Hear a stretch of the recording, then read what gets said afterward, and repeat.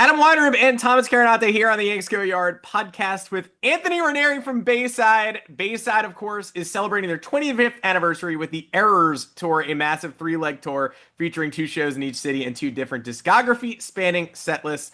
But, Anthony, you're not just a recording artist of renown, an emo pioneer. You are, of course, like us, a diehard Yankees fan, as anyone could see from the pillows.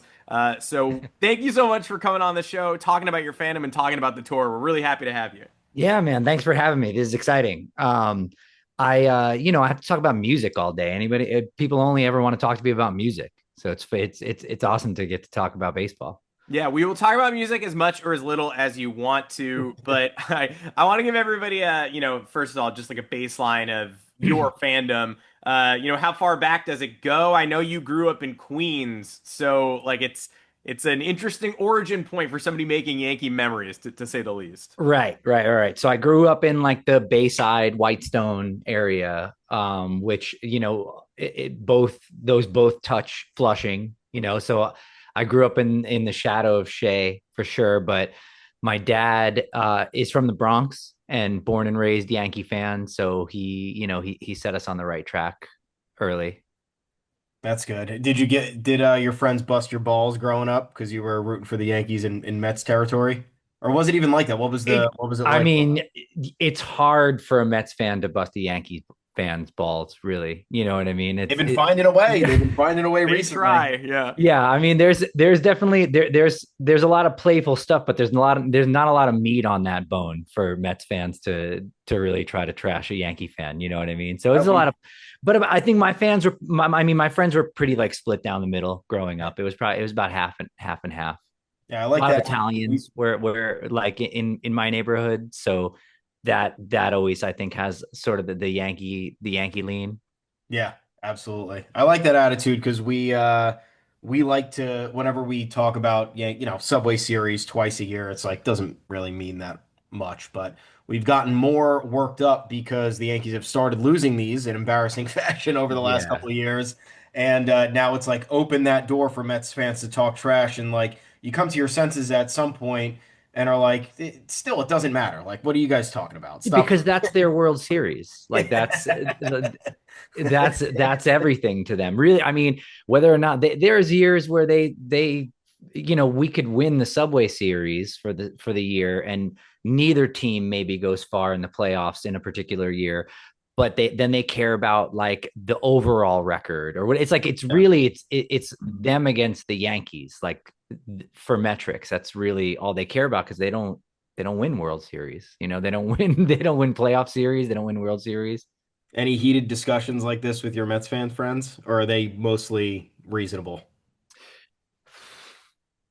Like I said, there's just not a lot of meat on the bone. Like Yeah. what could over the course of the last I'm 42 years old, like over the course of the last maybe 40 years, when was the last Mets World Series was 86. 86, yeah. Yeah. So I mean, yeah, over the course of the last like 40 years, like what are they gonna say really? There's not a lot to say. We're Like, but coming that's up when they on. start getting into like the Yankees might have lost like last night and the Mets won last night. And then that's what they're gonna hang their hat on. Yeah, we're coming up on 25 years after the ultimate trump card, though, beating them in the Subway Series at the end of the 2000 season, and it coincides nicely with the band's 25th anniversary. Do you associate the sort of the first year of Bayside with that epic series? Do you have any core memories of that October? Maybe not that specific series, but definitely like we started this band. So I didn't graduate from high school because I started the band when I was 17. We started touring Love that. in what would have been my junior year. Um, but I would have graduated in 2000 to give you a sort of an idea of my era, and that's when and we started the band in 2000. So we started the band like during the dynasty years, so I remember being on the road, and this is before smartphones and satellite radio and all that stuff, and I remember having to like call my friends back home and get like score updates and all that. But it was I mean, it was an exciting time to be a Yankee fan when we were starting the band for sure. It was my high school years were great years Yeah, for Yankees. picking up what newspapers on the road and pulling out the sports section to see what the scores were in the I, previous night. absolutely, like reading box scores in the newspaper. Definitely, I was doing that like in the van in like the early days. Yeah, That's I awesome. remember literally being on the like not on the road like in a band. I do not possess that level of talent, but at Yellowstone National Park with my parents. And my dad brings in the New York Times. He's like, "We just traded for Luis Soho." I'm like, "I'm 6. I don't know who that is," but it's that kind of thing that like now you'd get that push notification, and also I'd be more aware of what's going on. But I do remember how iconic it was that he like went to the whatever the lodge at Yellowstone and was like, he killed us in the 95 ALDS. I'm like, yeah, great, cool. Um, but Well, are the dynasty guys sort of your guys, or are you a Mattingly guy? How far back does that so fan my go? my fandom starts probably around 5 years old. It's when we started going to games, when I started watching games with my dad. And those are dark years because I'm like that. Yeah. That's right. That's right. I'm born in '82, so this is right after that dynasty, right? Did you watch that documentary, Which Bronx one? Zoo? Which one? Bronx Zoo. Oh yeah, Yeah, yeah. that's your upbringing. That's rough stuff. We were But right. yeah, my fandom basically started right after Reggie Jackson, right after those series, and it was coming to fruition during like Andy Hawkins and real. I went to multiple games that Andy Hawkins was pitching. I remember watching the no hitter game that they lost, like dark days. Um, but yeah, like I said, then by high school, that's when that the core four comes around, and um, so I mean, it's a roller coaster. We haven't been back to those dark days since then. Like it had nothing really. There are seasons that feel dark, but nothing that resembles living through that. Yeah. The dynasty years. So you were what mostly in high school for those. Yeah, pretty much. Yeah. So tell us what that's like, because we were born in Adam. You were born in 91. No, I was born in 90. Oh, We okay. we're all like You're on the late side of 90. we're in this yeah, October 90. I mean, we're in this situation where it's like we were children in our formative years as kids following baseball were as perfect as it gets. And so now Yes. we're in that weird little jaded bucket where if not for 2009, I would be losing my I mean, I am losing my mind if you follow me on Twitter. The tweets are bad, but it would be so much worse if not for 2009 because of how it was set up for us. Yeah, I mean, I could see that. That's tough. I mean, I guess my frame of reference is the early '90s, like the or mid '80s, late Yeah. '80s, early '90s. Like that's where my bar is. You know what I mean? So, I guess I don't look at the dynasty as what it's supposed to be like to be a Yankee fan. I'm able to look at that Yeah. as like awesome years. I also have like because of all the traveling I do and all the bands like in my circle and all the friends I've made around the world. I have a pretty good. I go to a lot of games on tour. I go to a lot of games like in different cities. Catch the Yankees in different cities as much as I can too. But I'll just go kind of to whatever, even if I just go catch 3 innings or something before a show. Um, so I feel like I have a pretty decent like frame of reference of what it's like to be a sports fan, a baseball fan in general, and not a Yankee fan, let Yeah. alone like a late '90s Yankee fan. Um, and I have these friends who's like their team's a fun season, a successful season is like being over 500. Yeah. Or like going to the playoffs. It's like, yeah, that was, and then on the last day of the season, they're like, man, great season. Like that was fun. What a great season. I can't wait till the next one. I don't even know where I can't even picture myself having that thought process at all. Well, Uh, I always laugh when like I think Jeff Passan was on a podcast recently and he was like, Yankee fans need to, I believe he said, shut the fuck up. But was specifically like, imagine being a Pirates fan. And I'm just like, yeah, I mean, you Well, I named a don't want to be really imagine being a yeah. Pirates yeah, fan. you named a really bad fandom. Like I obviously feel bad for those people, but Yeah. the standard here is a little bit different. Yeah, they also, the Pittsburgh's got, well, they had the Steelers, right? I guess that's past tense. They had the Steelers Yeah. to be excited about. They've had the Penguins to be excited about, like what do we got? Knicks. That's We the got the worst. Yankees. That's the worst part. Yeah, Yeah. because this is the best Knicks run ever I can recall. I mean, Yeah, talking in about, 50 Yeah. years. I didn't fully watch the, 1 versus 8 seed 99 finals, but Yeah. beyond that, this is basically as good as it gets for us. The Rangers lose the conference finals every year. The Giants Super Bowls were phenomenal, but if you're a Jets fan, it is what it is. And also, there's probably been no worse team in football since the Giants' last Super Bowl than the Giants. So that leads to, I mean, your current sense of the Yankees fandom, where you've got people frustrated with Cashman and Boone, despite, again, you visit a lot of fandoms, objective success. But I do think that leads to the frustration a little bit. Yeah, absolutely. I mean, and it's also that's part of who we are, like as New Yorkers, as like as fan. Like I think when you're from New York, when you're a fan, like being a fan of the Yankees and expecting, like raising the bar so high to like like an unattainable level all the time is really what it's like living in New York, and then being stressed about that like unrealistic bar Yeah. at all times. That is living in New York in general. I think people, outsiders, don't see it that, like, people who have never lived in New York or have been to New York for a long period of time, they're just like, oh, you're just demanding, entitled, whatever. And it's like, no, man, people grind here. Like, it's hard to live here. It's hard to live in New York. It's hard to make a career in New York.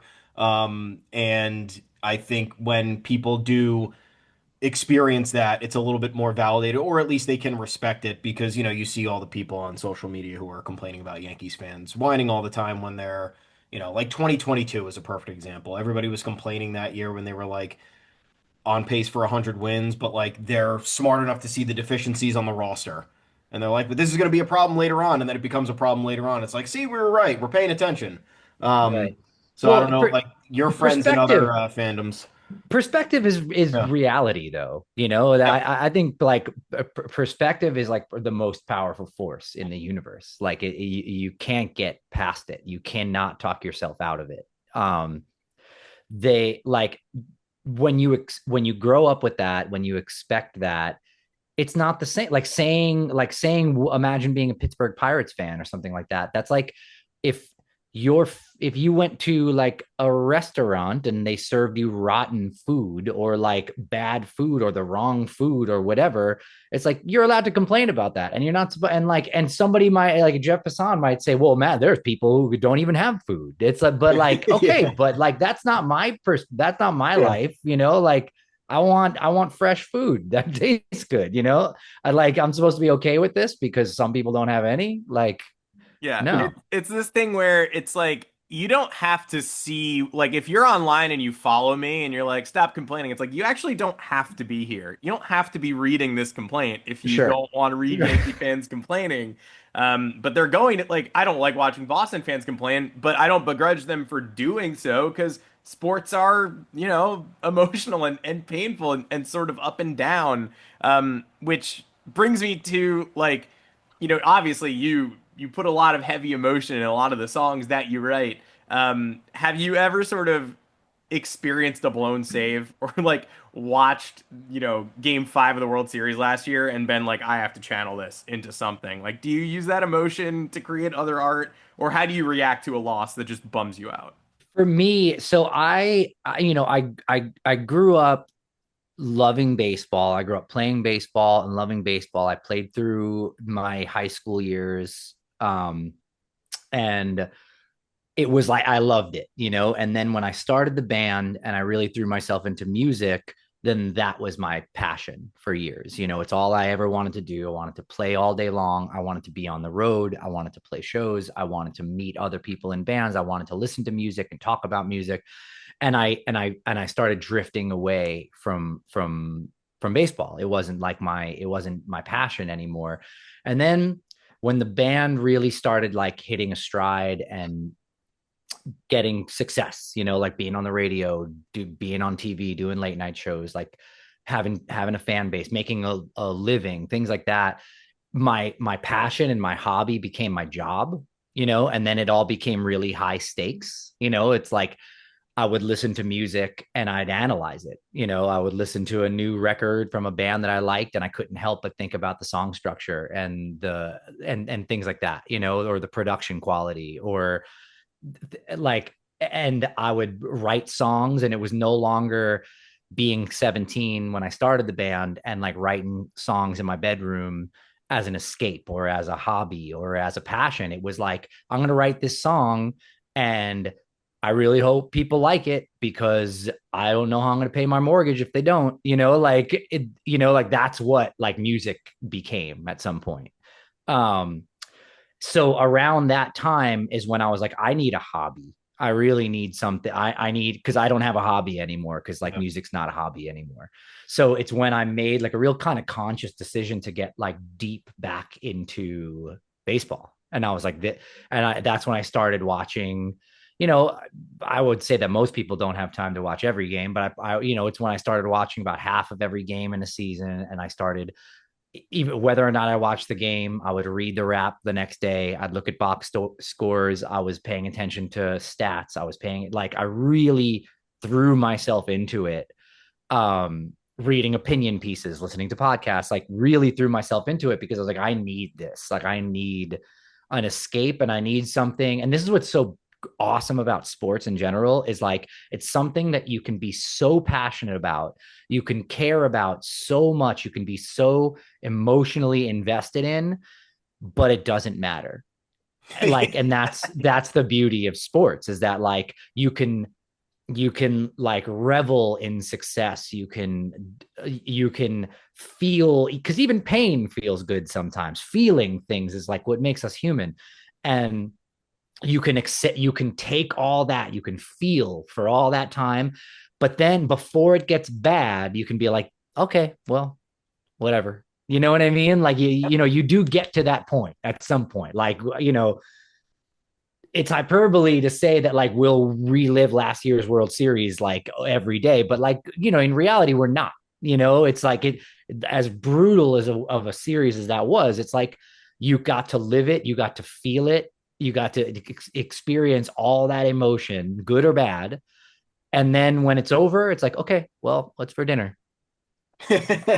There's yeah, I mean that's I think that's a reasonable way to look at it. I don't know if a lot of Yankees fans do that. I But feel you though. a I mean, very enlightened way yeah. to look at, like, yeah, doesn't matter at the end of the day. Like, I'm living, I'm healthy, I got a family, having But fun. it's the truth, because Yeah, it is. when I talk about music, it's like if something goes bad, Yeah. that seriously affects my life. Hmm. You know what Yeah, I mean? In a way that absolutely. it's not going to go bad.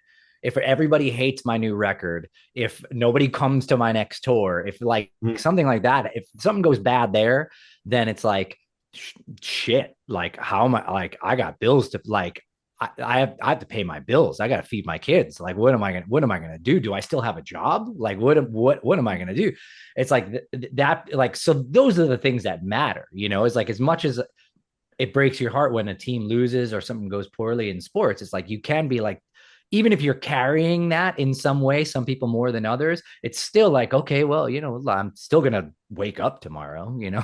We need you to talk to more Yankees fans for sure then. The I get that unfortunate thing perspective. is for us in those emotional lows in the World Series or whatever, it's actually good for business. People tune Yeah. into the podcast Oh yeah. when the Oh, team's bad. definitely. I'm reading more when things are going bad, or if there's a miserable game, like after this Cubs series, for instance. It's like that's, or after the Met series, is like, I need to know Yeah. what, like, I need to, because you don't even want to know people's opinions. You want to be validated. You're not tuning in to the podcast or reading the opinion piece or whatever to get perspective. You want your anger to be validated. You're like, all right, yeah, I need, like, I'm turning on the podcast so I can hear them trash Volpe because that's what I need today. Yeah. Like, I need my drive to work to be listening to two guys trashing Volpe. That's what I need. Much different than picking up the sports section 25 years ago. How do Well, you how do you you mean like it would digest have been like content? less opinion? You mean like Yeah, I back mean, then, back less then opinion it based? wasn't as, now it's like I would like to know how you digest Yankees content specifically, because obviously you span through two eras of journalism where it's completely different. Now you can find seven Yankee sites with 45 different opinions on any given day. and you kind of have to sift through either some of the BS or, like you said, some of the hyperbole. Whereas back in the day, it was you're picking up a newspaper, you got one column in there, you got the box score, you got the objective game story, and that's it. That's all you got. There wasn't any, Right. Yeah, there wasn't a definitely. section dedicated to Anthony Volpe. Right. Well, In theory, it back in the was day. Mike Francesa. It was Yeah. that's what it was. That like Talk radio. at that point, like before we had podcasts Yeah. and like blogs, you would have turned on talk radio, basically. That's what you would have done. You would have turned on talk radio because when I was real young, it was even Mike and the Mad Dog, and that was the best way to like get your frustrations out with to listen to those guys like go to town on somebody, like that would have been a nice validating morning after a bad game.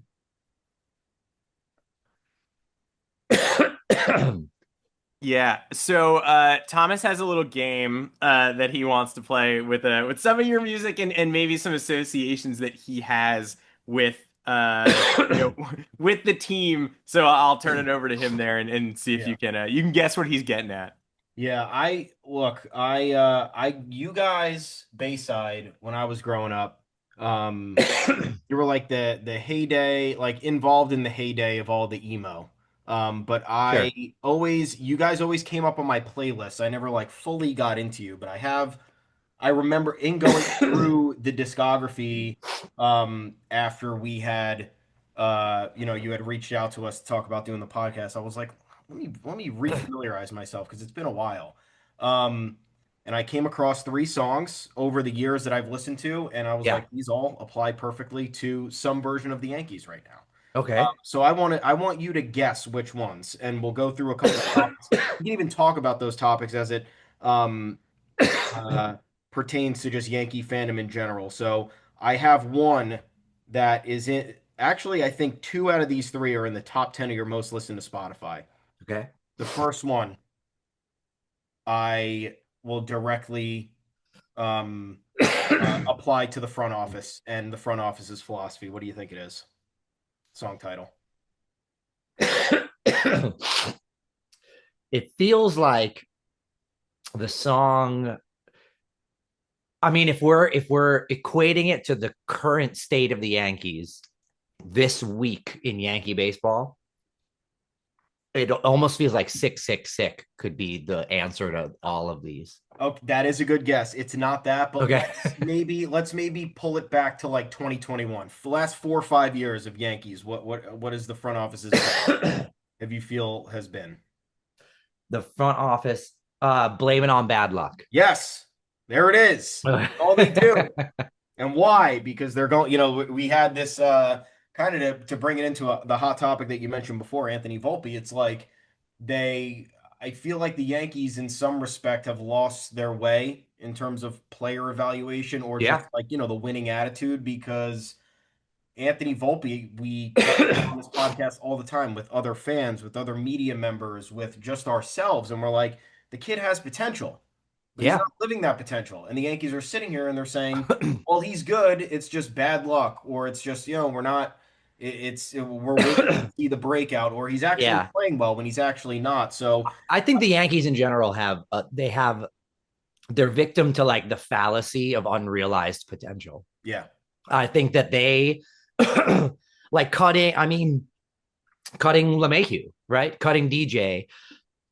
You can chalk that up to like DJ is realize like why DJ and not Volpe, right? Or like Peraza or whatever. It's like because Peraza and Volpe are unrealized potential. Like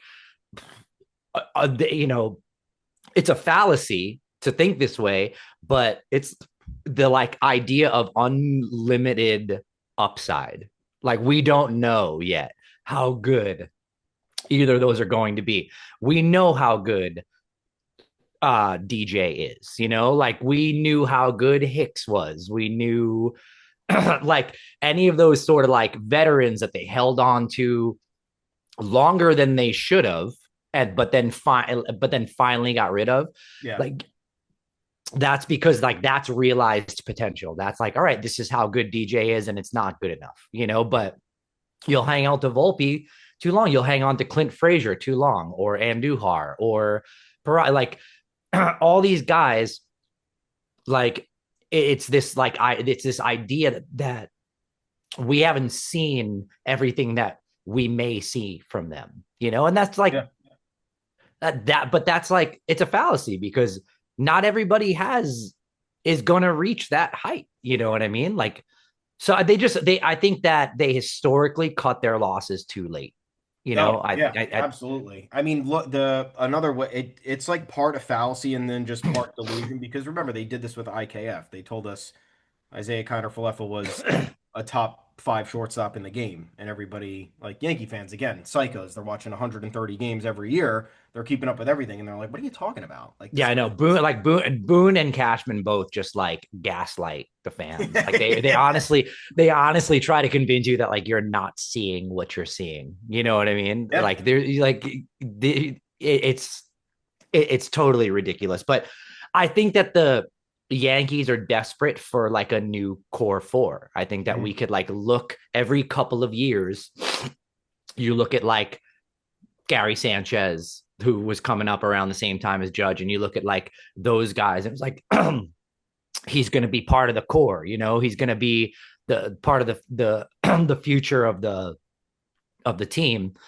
That's like I think they're so desperate for these like core guys that like they lose sight of just putting together a winning team. Like I think that's why they hold on to the Volpes and the Sanchez's and the Fraziers and whoever. They hold on to these guys for longer than they should because like they want them to be Jeter Yeah. or Posada or whatever. It's like that's a those are generational guys, and like the fact that we happen to have so many of them on the team at once is Yeah. like it's not repeatable, No, especially for when you want sure. them to be homegrown. Yeah. It's like where can you see an example of that happening on any team over the history of baseball? To just say that like our strategy is going to be to have four homegrown studs like stay with the team for like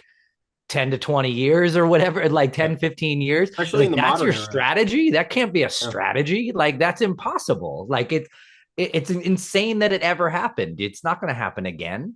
Yeah, especially not in this day and age with, rising arbitration salaries and free agency costs. Like they were lucky But, to have and, those but guys doing what they could. doesn't it feel like that's what they're doing though? Like, doesn't it seem like they're holding on to these guys, To an extent, yeah. these young guys for too Yeah. long? It's like because they want this like these homegrown studs. Like that's like you said, that's not really how baseball works anymore. Like look at the Dodgers. The Dodgers have the Dodgers aren't rentals. Like that team's going to be good for a long time, and and it's not. They didn't build that by holding on to homegrown talent and giving them.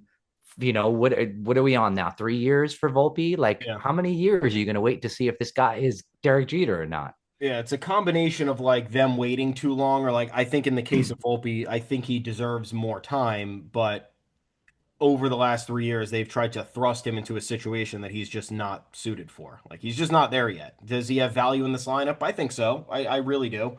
Do I think he should have been featured as the leadoff hitter last year at times? Absolutely not. Yeah. Cleanup hitter, batting fifth? No. And that's them trying to force like this is Anthony Volpe. This is the next future cornerstone. This is what you guys are all going to be accustomed to now. And everybody's like, this can't be what we're accustomed to now. Yeah, This right. is not good enough. This is not good And enough, and it's not what we're looking for. and to go back to the bad luck thing, it's bullshit, honestly, because like this is not an injury riddled team. Yeah, Like the like pitching, sure. What if it was Rodon, Freed, and Cole right now, and then Heel coming back, it's like okay, yeah, that's or if Heel was here all season, like sure, that's a completely different rotation than yeah, what we've been working with.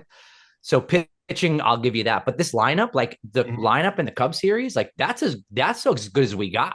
yeah, Like that's everybody. Like you know what I mean? Like we're not missing pieces in the lineup right now. This team that's scoring like 1, 2 runs a game, if not getting shut out, like that's full. That's a full strength lineup. Like yeah. that's not bad luck. That's just not a good enough team. And speaking of the lineup, who constructs it every day? Aaron Boone. This Mhm. next guess is for Aaron Boone. I just realized actually all of these songs. I thought I had one outside the top 10, so forgive me. I went full on Homer for all these Bayside songs, but this one is related to Aaron Boone. And like what I'd say what most Yankees fans feel about him. What most Yankees fans feel about him. I Yeah. feel like I need to pull up our top songs so I have something. If I don't pull up our top songs, then I feel like there's like it's going to be too many to choose from. So let's see. Let's say how fans I mean, I only know I guess how I feel about Boone, and I would say that's a duality. Oh, that's a good I don't guess too. I don't hate Boone. I don't love Boone. Um my guess is duality. Yeah, I had How to Ruin Everything. Mostly because of the World Series, and I know that game one was technically not him. That was supposedly the Yankee. We've heard over the offseason, like, oh, that was the Yankees organization making that call. But like, I don't know, man. If you're the manager in the World Series and you have a pulse of the team and the front office Yeah. calls you down and they're like, Nestor Cortez coming into this game, he hasn't pitched in 5 weeks, and you're the manager. No. Why would I do that? The bases are Yeah. loaded. Freddie Freeman and Shohei Ohtani are coming up. I'm not bringing him into the game. I will say I love Nestor Cortez. It's not, Yep. as a New Yorker, as a Yankee fan, it's not in my nature to like feel bad for players that are having a hard time. It's definitely not something I do often, but like Nestor and I'll even say Volpe is like a guy that like I want. Usually, I mean, if a guy's like clunking it up, I'm like, dude. I mean, even LeMahieu, it's like I care less about LeMahieu. Like, you know, option to the moon. I like just get him out of here. Mhm. But Volpe, like I want, he seems like a nice guy. He seems like he works real hard. Um, I want him to do great. It's almost like, and I can't believe I'm going to say this, but like it's almost like I just want him to get traded, like, and get something valuable back, and I want him to then be one of those guys like Sonny Gray or something, and like go do. Like I wouldn't mind seeing him get traded and do well somewhere else. It'd Like, be nice for him, but it'd be awful for us having to watch. yeah, I mean, he just like he seems like the kind of guy that he seems like a likable guy. I want. Normally if a guy's like screwing us up, like I just want him gone. I don't care what happens to him, but I want the best for him. But I'm tired. I'm tired of waiting. All right, Anthony, last one. And this will test your true modern day fandom. I think a lot of Yankees fans, I don't, what Yankees podcast do you listen to Talking Yanks? Yeah, Yeah, you do. Okay, so yeah. I know they feel the same way about this particular season. We do. It's our most hated season of the modern era. It's 2021. Yep. So what song do you think Yankees fans would associate with the 2021 season? There's a few. I write a lot of. Well, first of all, what's your take on the 2021 season? You remember that one? Yeah. Um, I don't. I don't know. I guess I don't. If you guys There's were on tour that year, it'd be even better because you didn't have to watch all those damn games. but I think even like even like when you brought up Aaron Boone and your opinion and like I guess the opinion of like a lot of the fan base Yeah. is like Aaron Boone is the worst. I don't know. I don't know. There's something about my approach to fandom that I don't get that angry about this stuff. We're not Aaron Boone haters, I will say. No. We always like when there's a random game that happens and Yankees social media erupts are like they gotta fire Boone. How are they gonna exist with this guy? And most of the time we're just like he had nothing to do with the offense scoring one run I mean, when they across. make one error or two, people are Yeah, like, he's got to discipline these guys more. And it's like, you think yelling at them is going to stop Yeah, them from right. dropping a grounder? Like, best of luck. yeah. Our Yeah, I biggest know it's take not. I is mean, because people's point of reference is like little league or something, Yeah. right? Like they don't realize like I think you coach professional athletes a little bit differently, Yeah, you he know? should do that thing my dad did that I hated. Why? What does Yeah, that like, do? you think Boone's out there like with a fungo, like hitting grounders and working on fundamentals? Like that's not what coaching a team is Yeah. on this level. And what we're missing is just him like punishing people for dropping balls. Like that'll stop it immediately. Like I don't know about that. Obviously, there's some things where you see a June swoon a couple of times, and you're like, are we sure there isn't something bigger going on here? That maybe we need to deal with a different voice in the locker room. But like you're saying, we're not like there are some people that are just like knee jerk anti Boone every single day. I can't do that No. with my Right. life. We're more so of the thought that he just does less with more. Like if he were to go toe to Sure. like we just saw in the World Series, if he goes toe to toe with a superior manager, it's a loss. He'll get circles run around him, and that's it. That's the 2024 World Series. Yeah, I mean it's every time we face the Red Sox, Alex Cora. That's like 2021. There were just so many the all the Red Sox matchups. Like I think of the one where Kike brought them back from down 4-0 in the eighth, and Loaisiga collapsed, and the Field of Dreams game and stuff. These big national TV games just dominated that year, and so many of them were Yankees up 4-1 in the eighth. Yankees Yeah, yeah, walked yeah. off 5-4, and so we're always like, oh my, just don't worst playoff season ever is what we always say, and obviously it ended at Fenway. It's just like don't take me back there. Yeah. Let's say I guess I'll say I've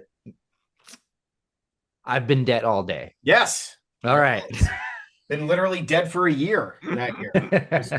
The trade deadline tricked us too. They got Joey Gallo and Anthony Rizzo, and then Oh it was man. hot for a second. Rizzo was like good for 2 weeks, and we just waited and waited for Gallo to turn into something, and he ended up being the worst trade deadline acquisition ever. Rizzo's one of those guys too that like you really want the best for, like just Absolutely. Yeah. his backstory and Yeah. like the way he plays, his smile, everything about him, like you really want that guy to do well.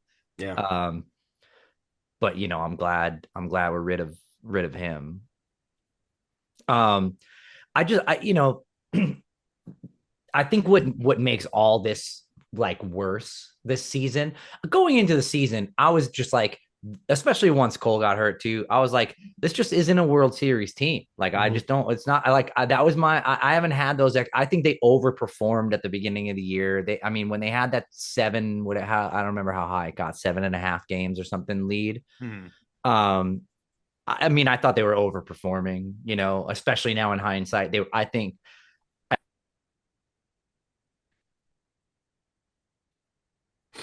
that they're not bad. I just think I think they're mediocre. I think it's a mediocre team. It's a mediocre team on paper and on the field. I agree. Yeah. Feeling like that day But by what's day. worse is like, how do you fix it at this point? There's really no, because we're not a piece or two away. Like, of course, as fans, it's really easy to just say they need to go ham at the trade deadline. I don't even really know what kind of like game changers there are going to be Yeah, there's not available at the many. trade That's the line this problem. year, Yeah. you know? But so, like, of course, it's easy for the fans to just say, like, oh, they need to go nuts at the trade deadline and turn this around. It's like the trade deadline's not for turning things around. The trade deadline is for getting you, like, Reinforcing. it's for getting you over, it's for getting you into the last gear, Yeah. it's getting you over the hump. Like, you can't save a team at the trade deadline. So, so that's what's worse about it is that we have a half a season to go, and you're just like, this is it. Like, there's no reinforcements coming. Again, it's not an injury riddled team. It's not like, oh, once so and so is back, like things are going to change, or once we get whoever at the trade deadline, it's like, no, this is it. This is a team. Yeah. So, you're 100% right. I want to make sure before we sign off that you get a chance to tell us anything that you want to let us know about the Errors Tour, which I thought when you said you wanted to talk about that, I thought you were talking about the Yankees going to Toronto, but I guess that's a Bayside tour instead. So talk to us a little bit more about that, how it's come together and how it's felt so far. The tour? Yeah. Oh, it's been awesome. I mean, we've been a band for 25 years, and we wanted to do something cool to celebrate the 25th year as a band. And something that's really important to us and something that we're really proud of is that our new music, our fans like our new music. You look at those top songs in there, like some of those songs came out last year. Yeah, there's a real good diversification. Yeah. And like I think the probably almost half of those top 10 songs Mhm. are from the second half of our career, which is, you had brought up earlier that we are born out of like the emo heyday in the early 2000s. Um, but we're something that we're really proud of is that we didn't stay there, Yeah. and that we are not like necessarily a nostalgia band. I know it's nostalgia for some people, Mhm. but like we have made new fans with our new music, and our old original fans from those days listen to our new music and our new records, and that's something we're really proud of. So we really wanted that to be a big part of the celebration. We didn't want to go play the old kind of records that helped kickstart the career and call that a 25-year celebration. So with this tour, what we're doing is we're playing 2 nights in every city. Um, and night one in each city, we only play songs from the first 4 records. And then night two, we only play songs from the second 5 records. And that's our way of having like a whole night dedicated to like our history and the records and the songs that like got us off the ground and really got everyone's attention to begin with the band. But then a whole night of like the recent history and like that part of our band. Because like I said, I mean, it's something we're really proud of is that like to be a 25-year-old band and have like 2 songs in our top 10 streams be from a record that came out last year. Yeah, awesome. Is there any Bayside deep cut Yankees track? Anything Bayside inspired? deep cut Yankees Yeah. Is track. there any Unreleased. Yeah. yeah. No, It was the I original. actually Yeah. did get asked, not for the Yankees, but I did get asked to write and pitch a song for the Rangers, like for like I don't know exactly what they were going to use it for, a TV commercial or in arena use or something, but I did write like this kind of New York anthem thing that I pitched like to the Rangers that obviously didn't get used, but um so there's that, but not the Yankees. It's tough, it's funny, and I say this like jokingly all the time to friends, but it's actually the truth. Is that like when I'm on the road and I go to stadiums, like we have fans and friends at like all these different teams, and like I have a really good friend who works for the Guardians, and I went up to Cleveland when the Yankees were there a couple of months ago for the series, and I went to all and like he always takes care of me when I'm in town, and me and my brother went to all 3 games. We went in early. We watched batting practice. We were like walking on the field during batting practice Nice. and during warmups and stuff. It's like we get like carte blanche, like the red carpet rolled out. The only rule is that we can't wear Yankee gear like when we do it. That's fair. Um, but we get things like that, and I've been asked to like sing the anthem or throw out the first pitch at like different stadiums and stuff. And it's like I can't if I want to go to a Yankee game like at the stadium, like I'm on StubHub like everybody else. I can't get like Yeah. because if you're not Paul Simon or Jay-Z, like you're not getting in. So Yeah. I wish, I mean, I think I have, even with like me being like a well-known Yankee fan, I feel like I have a better chance at like getting asked to write a theme song for like the Marlins than I do for the Yankees. That makes me think that you've heard the Scott Stapp classic Oh Marlins yeah, Will of course. Soar, the all-timer. Yeah. What last question for you because I've always wondered this. Off the top of my head, I only know like two like pop punk rock bands whose like fandoms are out in the like all-time low. They're huge Baltimore fans. They love the Ravens and Yeah, the yeah, Orioles. yep, State champs. They're New York guys too. yep. I actually saw them at Sad Summerfest a couple years ago when they were rocking Knicks jerseys, which was awesome. Have you toured with anybody else that like they're in the tour bus, they're checking scores, Oh they're yeah, we fans? do a lot of tours. I mean, especially like Northeast fans. Yeah. I've done a lot of tours. I can think of like especially Yankee fans specifically. I can think of like a bunch of bands that we'll do tours with, and or like say a Warp Tour back in the day was a Yeah. great time for that, right? Because on it would be on a Warp Tour and you got games all day. I mean games all summer.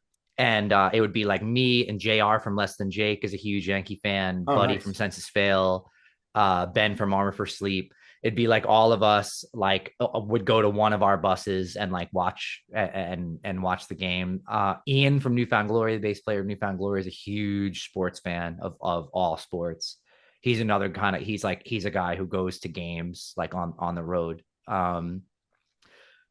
Yeah, there's a lot. I mean, I think a lot of us, this the story I told earlier about like diving deep into baseball consciously as like an escape, like Mm. because my hobby of music became really high stakes and became my job. Is like I think that is the case for like a lot of guys in bands. A lot of people have felt that like a similar experience. Love that. Yeah, Anthony Raneri of Bayside, thank you so much for hanging out with us. Hell yeah. This was awesome, and we hope now we know we didn't know before, but now it's becoming very clear that Devotion and Desire is about Andy Hawkins. So if we can go public with that, I guess we will, but maybe we keep that off the record. And thank you tons for joining us, and we're excited for the rest of the tour. Cool. Thank you guys. I appreciate it.